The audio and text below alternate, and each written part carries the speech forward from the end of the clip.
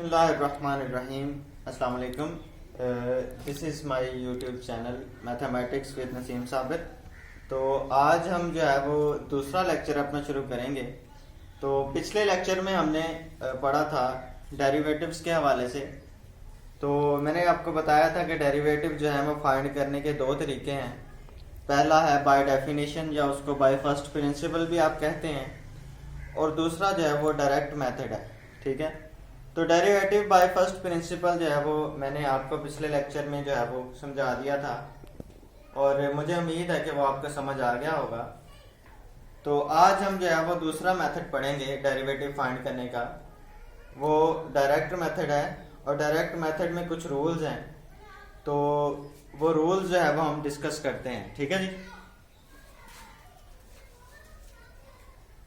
तो ये है जी मैथमेटिक्स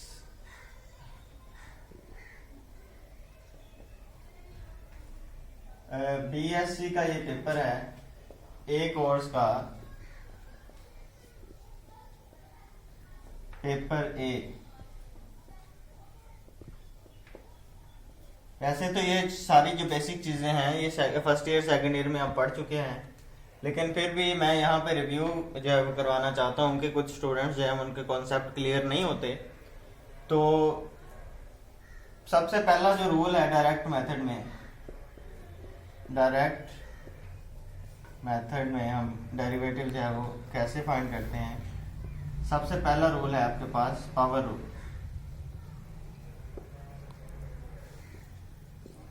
अब पावर रूल किन पे अप्लाई होता है कि ऐसे फंक्शन जिनकी कोई ना कोई पावर दी होती है। मिसाल के तौर पर मैं कोई भी फंक्शन ले लेता हूँ, जनरल फंक्शन ले लेता हूँ y = x की पावर n। तो इसका हमने डेरिवेटिव लेना है, तो इसका तरीका यह है कि आप लिखेंगे differentiating with respect to x। क्योंकि फंक्शन हमारा x में है तो हम x के लिहाज से जो है वो इसका डेरिवेटिव लेते हैं। तो इसको आप लिखेंगे dy/dx। तो पावर रूल में जस्ट आपने क्या करना है, पावर नीचे उतार लेनी है और पावर में से एक कम कर देना है।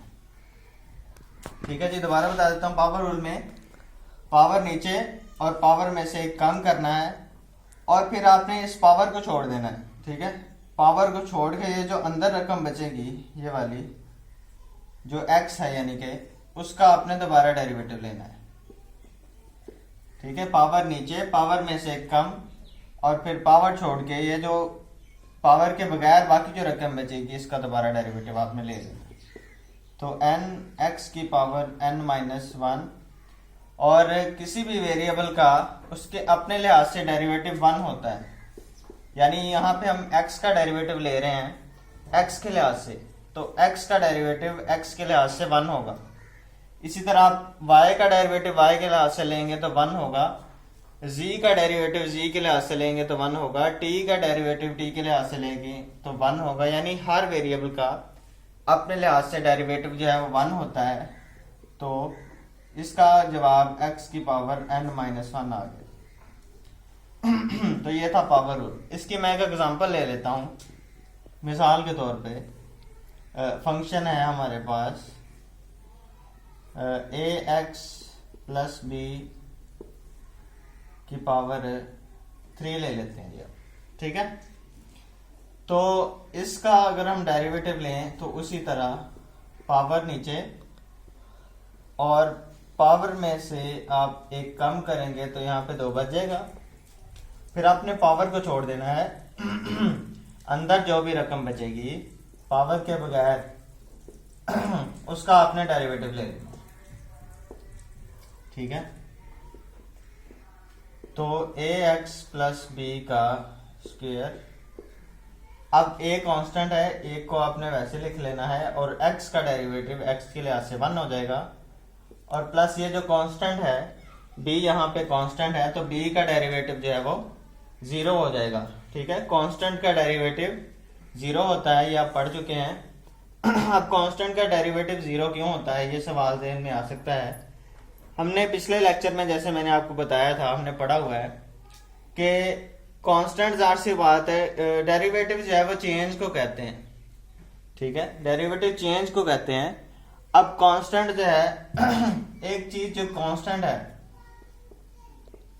इसका मतलब है कि उसमें कोई चेंज नहीं हो रहा, वो कांस्टेंट रह रही है।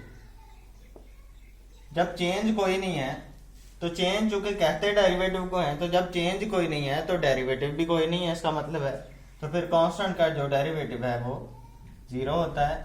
ठीक है। और एक और इम्पोर्टेंट बात कि कांस्टेंट का डेरिवेटिव तब 0 होगा जब वो अकेली हालत में हो।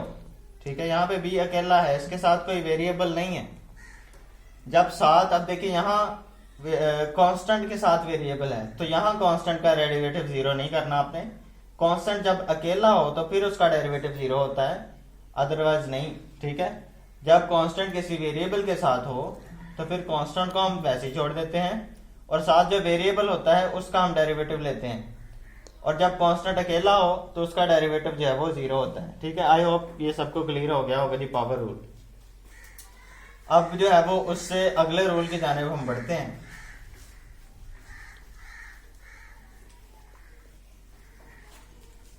दूसरा है आपके पास प्रोडक्ट रूल।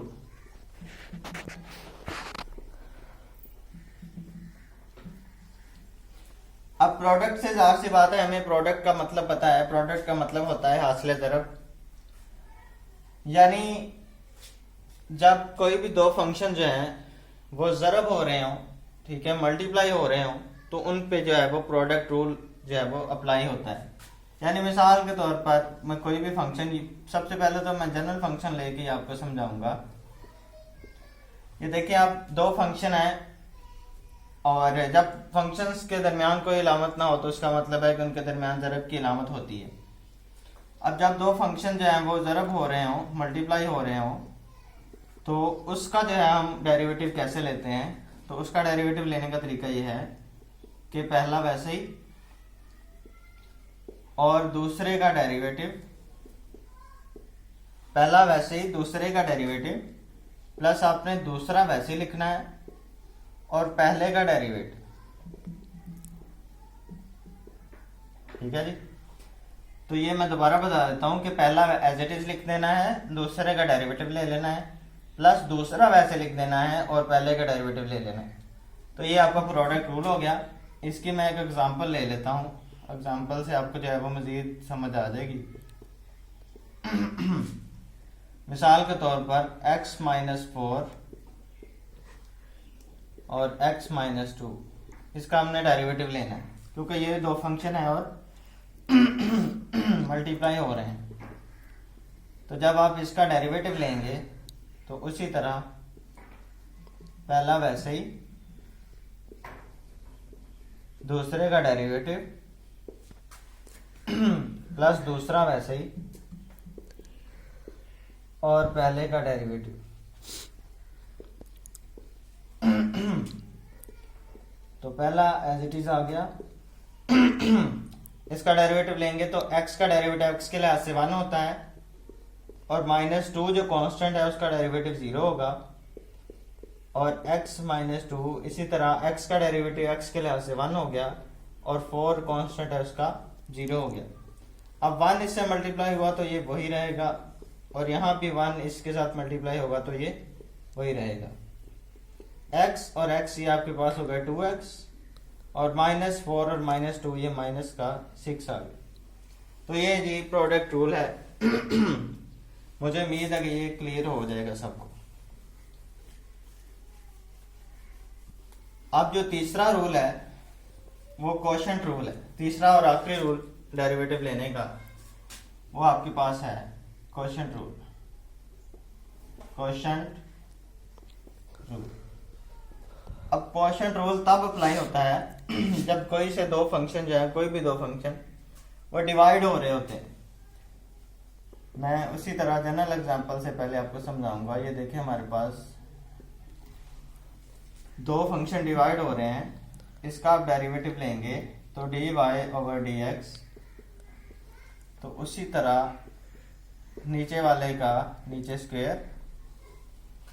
इसका तरीकाकार ये है, नीचे वाले का नीचे स्क्वायर लिखना है, फिर नीचे वाला वैसे लिखना है, ठीक है, और फिर ऊपर वाले का डेरिवेटिव। यहाँ पे स्क्वायर नहीं लिखना, स्क्वायर के बगैर ही नीचे वाले का नीचे स्क्वायर, फिर नीचे वाला वैसे ही, ऊपर वाले का डेरिवेटिव, और यहाँ दरमियान में आपने माइनस लगाना है।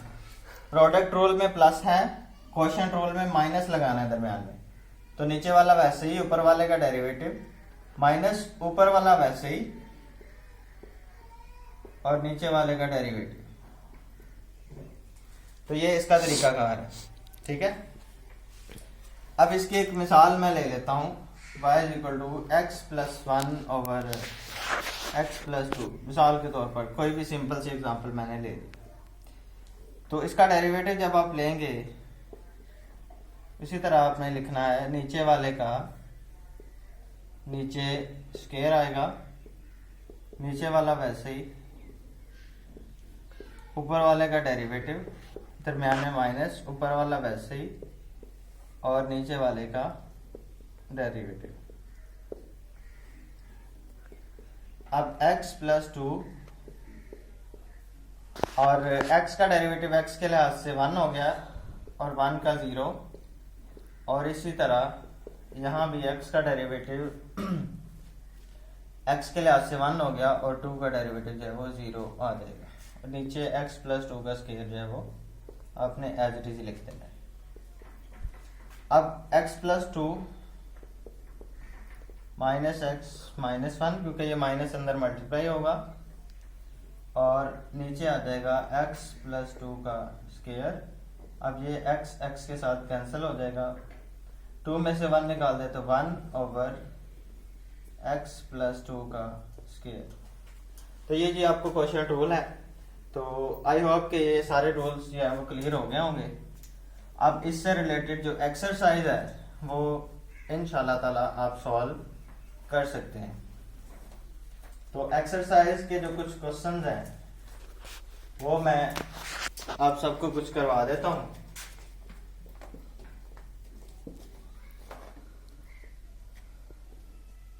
तो एक्स क्वेश्चंस हैं वो मैं आपको, कोई भी कुछ एग्जांपल जो है वो मैं आपको करवा देता हूं,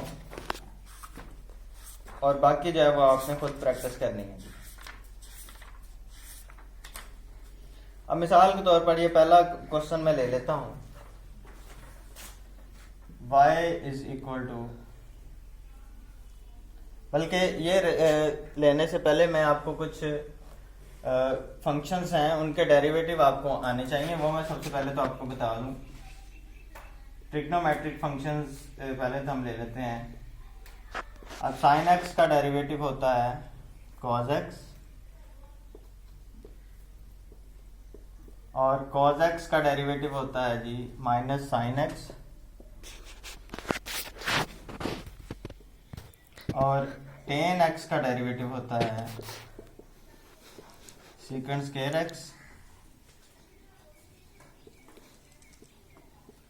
और कोसेकेंट का डेरिवेटिव होता है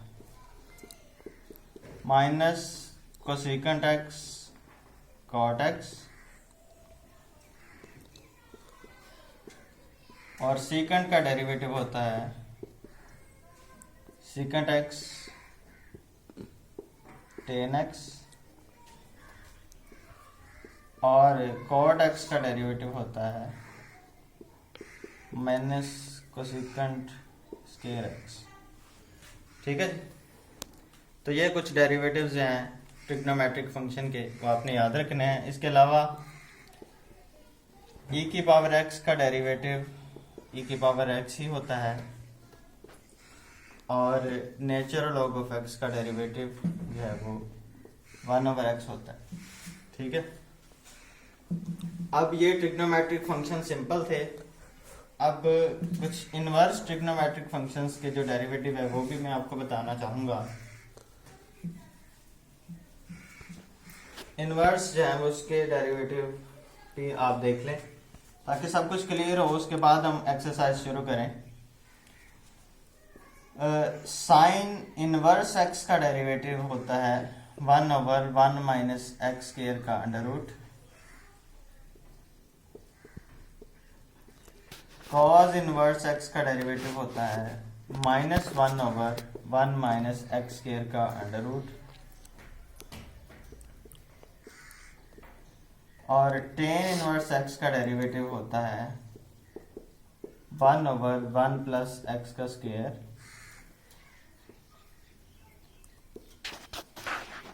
और कोसेकेंट इनवर्स एक्स का डेरिवेटिव होता है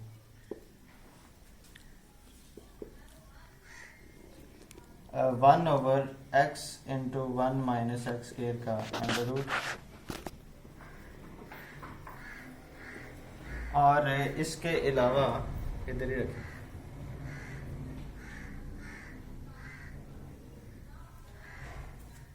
यहाँ माइनस आएगा। उसके अलावा सेकंड इनवर्स एक्स का डेरिवेटिव होता है 1/x into 1 minus x square का अंडर रूट। और बाकी जो है वो कॉट इनवर्स एक्स रह गया। कॉट इनवर्स एक्स का डेरिवेटिव होता है -1/1 प्लस एक्स का स्क्वायर। तो ये 6 ट्रिग्नोमेट्रिक जो इनवर्स फंक्शन है उनके ये डेरिवेटिव जो हैं वो होते हैं। तो ये भी आपने नोट कर लेने हैं। अब जब ये सब कुछ क्लियर हो जाए उसके बाद हम एक्सरसाइज की जानिब आ जाते हैं जी। सो एक्सरसाइज का जो पहला क्वेश्चन है, क्वेश्चन नंबर 1, वो है आपके पास y is equal to sine x का स्क्वायर। अब इसका जब डेरिवेटिव लेना है x के लिहाज से इसको डिफरेंशिएट करें। अब हमें पता है कि साइन x का जो डेरिवेटिव है cos x होता है, तो यहाँ साइन x स्क्वायर है तो इसका डेरिवेटिव आ जाएगा cos x स्क्वायर, ठीक है। और यहाँ पे एक चीज है, ये जो साथ होगा cos के साथ, जो cos का एंगल होता है उसका आपने दोबारा डेरिवेटिव लेना है। तो x स्क्वायर का डेरिवेटिव जाहिर सी बात है इस पर पावर रूल लगेगा, तो पावर नीचे पावर में से कम, तो इसका डेरिवेटिव 2x आ गया। तो 2x cos स्क्वायर x, ये इसका जो है ये जवाब आ गया।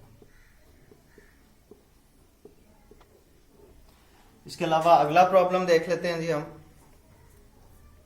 साइन ax प्लस b का जज़र, साइन ax प्लस b का जज़र, इसका जब डेरिवेटिव लेंगे आप तो साइन का डेरिवेटिव आ जाएगा सबसे पहले, तो cos ax प्लस b का जज़र, और साइन के साथ जो भी होगा उसका आपने दोबारा डेरिवेटिव लेना है। इसको आप लिख सकते हैं, आपको पता है कि जज़र की कीमत 1/2 होती है, तो cos ax प्लस b का जज़र, और इस पे पावर रूल लगाए गए, पावर नीचे पावर में से एक कम और फिर पावर को छोड़ के ये जो अंदर रकम बचेगी इसका दोबारा डेरिवेटिव लेना जी आपको।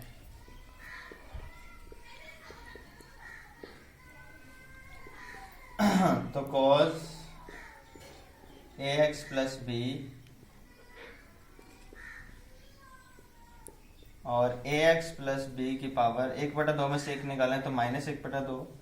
ax का डेरिवेटिव a आएगा और b का 0, तो ये आ जाएगा आपके पास a cos ax plus b का जज़र, सॉरी 1 के नीचे 2 भी आएगा, ax प्लस b का जज़र, और ये नीचे आगे जो है वो प्लस में हो जाएगा, और इसको हम इसका जज़र भी लिख सकते हैं। तो ये जी आपके पास इसका डेरिवेटिव आ गया।